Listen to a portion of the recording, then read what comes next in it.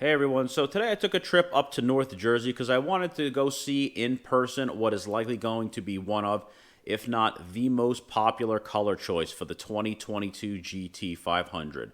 And that is the Brittany Blue that is part of the Heritage Edition. Now this is a color Ford had originally produced in the 1960s, and they brought this back to commemorate what is likely going to be the final year of production for the S550 GT500. So obviously this video was shot inside, so this is under synthetic light. It was probably 4,000 to 5,000 Kelvin color temperature lights. This was in the center of the showroom floor. A little bit of glare, obviously, because there were so many lights around the car, but you can get a pretty good idea of the color.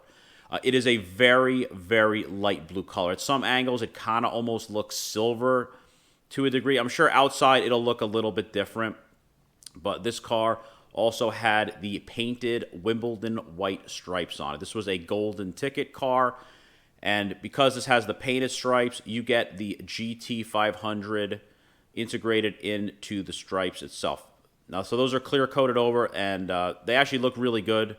It was a very smooth transition as it was clear coated, so it did a really nice job on that. If you don't get the painted stripes, you get the vinyl. You won't have that. It'll say GT500 on the rocker panel itself instead. And just with the regular cars, you can't get painted stripes with the vinyl on the side. So with this being a golden ticket car, this was fully loaded with every option.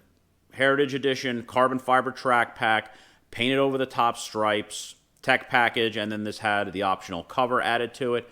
So because of that, this car stickered for nearly $115,000. So I believe this is the most expensive GT500 ever produced.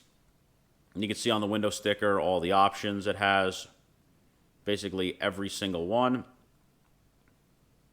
and $114,000 and change. Now I knew this car was going to have a very steep markup, more than the regular GT500s, and it was pretty much what I expected it to be, a $50,000 markup. So before any additional fees, nearly $165,000. And as you can see, this car has not been dealer prepped at all. They basically took it off the truck, put it in the showroom floor, cleaned it up, and that is how it sits. So obviously it's in the center of the showroom. I tried to walk around and get some wider angles of the car. Unfortunately, I could not because the showroom was so packed with other cars. It was pretty tight in there. Now, this was shot at 1080 at 60 frames a second, and I did not modify any of the colors from the video itself. None of the shading, none of the color saturation, nothing. This is exactly how it was filmed, so you can get really a good idea of the color itself. So at some angles, I guess partially because it's inside under synthetic light, it almost kind of has a hint of like silver to it at some angles.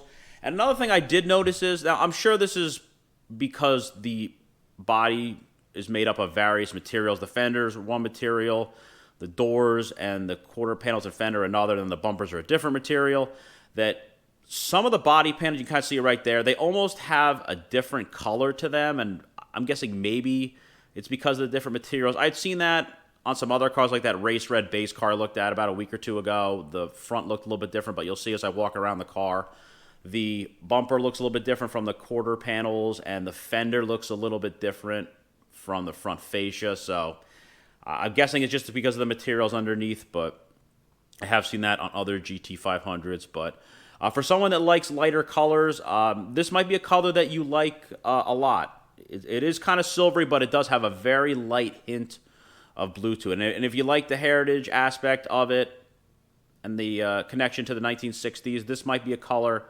that you like a lot. But overall, a very nice car, and I have a couple of still photos at the end.